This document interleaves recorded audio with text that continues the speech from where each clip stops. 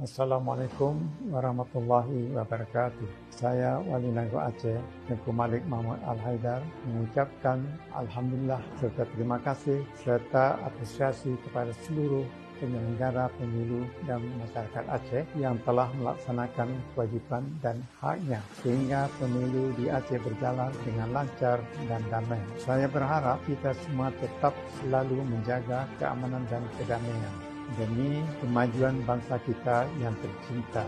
Majelis Permusyawaratan Ulama Aceh mengharapkan kepada seluruh masyarakat Aceh untuk tetap menjaga kekompakan, menjaga kebersamaan dalam menunggu pengumuman resmi daripada pemerintah.